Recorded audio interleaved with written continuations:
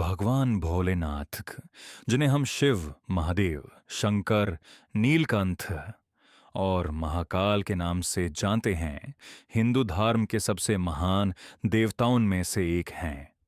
उनका स्वरूप बहुत ही अनोखा है। सर पर जाता, जिसमें मां गंगा विराजमान है, गले में सांप, शरीर पर भस्म, हाथ में त्रिशूल और डमरू। शिव जी को भोलेनाथ इसलिए कहा जाता है क्योंकि वो बहुत ही भोले हैं, अपने भक्तों की छोटी सी भक्ति से भी प्रसन्न हो जाते हैं।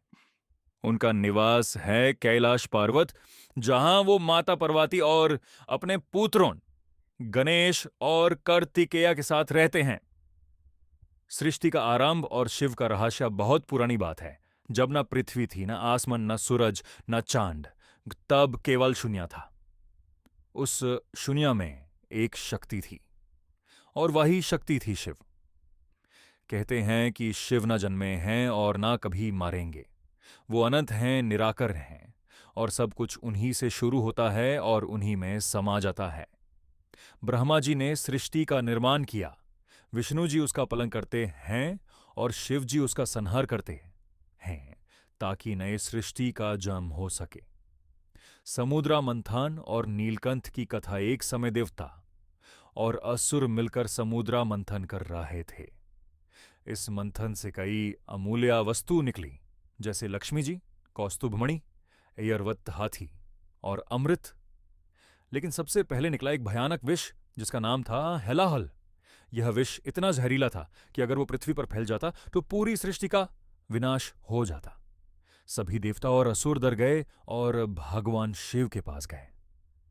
शिव जी ने बिना सोचे समझे अपने भक्तों और सृष्टि की रक्षा के लिए उस विष को पी लिया। माता पार्वती ने तुरंत शिव जी के गले को पकड़ लिया ताकि विष उनके शरीर में ना जाए।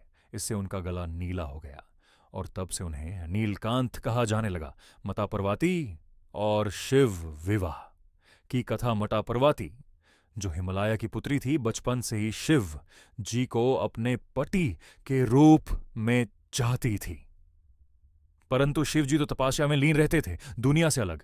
पार्वती जी ने कठोर तपस्या की बस उन वर्षों तक बिना खाए पिए शिव जी का ध्यान किया। उनकी भक्ति देखकर शिव जी प्रसन्न हुए और उनसे विवाह कर लिया।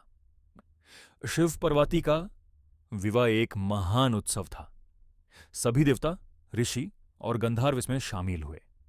ये विवाह हमें सिखाता है कि सच्चा प्रेम और समर्पण से सब कुछ प्राप्त किया जा सकता है। गणेश जी का जन्म दिन माता पार्वती स्नान करने जा रही थी। उन्होंने अपने शरीर के उपतन से एक बालक को जन्म दिया और उसका नाम रखा गणेश। उन्होंने गणेश जी को कहा कि जब तक मैं अंदर हूं, किसी को भी अंदर न आने देना।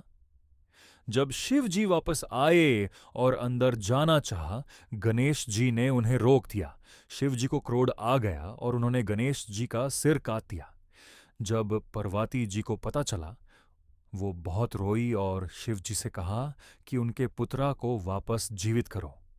तब शिव जी ने एक हाथी का सिर लाकर गणेश जी के शरीर पर लगा दिया और उन्हें जीवित कर दिया। तब से गणेश जी को प्रथम पूज्य माना जाता है। तांडव शिव का रौद्रा रूप, शिव जी का एक रूप है नटराज, जिसमें वो तांडव नृत्य करते हैं।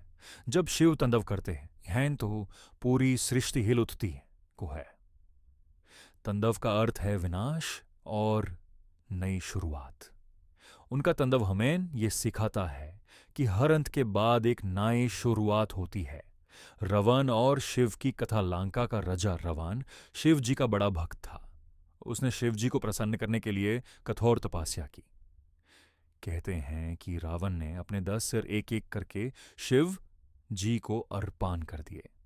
उसकी भक्ति से प्रसन्न होकर शिव जी ने उससे वरदान दिया और एक शिवलिंग दिया जिसे वो लंका ले जाना चाहता था, परंतु रास्ते में उसने उसे जमीन पर रख दिया और वो वहीं स्थिर हो गया, जो आज एक पवित्र ज्योतिर्लिंग के रूप में माना जाता है। मार्कंडेय की कथा। मृत्यु पर विजय।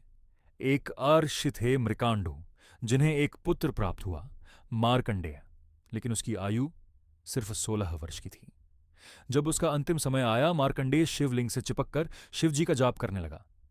यमराज उसकी प्राण लेने आए, लेकिन शिव जी प्रकट हुए और यमराज को रोक दिया। शिवजी ने मार्कंडेय को अमरत्वा का वरदान दिया। ये कथा बताती है कि शिव भक्ति से मृत्यु पर भी विजय पाई जा सकती है। भस्मासुर की कथा। एक असुर था भस्मासुर, जिसने शिवजी से वरदान मांगा कि जिस पर वो हाथ रखे वो भस्म हो जाए। शिवजी ने अपनी भोला भाव से उसे यह वरदान दे दिया। भस्मासुर ने शिवजी पर ही उसे प्रयोग करना चाहा। तब विष्णु जी ने मोहिनी रूप धारण किया और उसे नाचने के लिए मजबूर किया। नाचते नचते भस्मासुर ने अपने सिर पर हाथ रख दिया और खुद ही भस्म हो गया।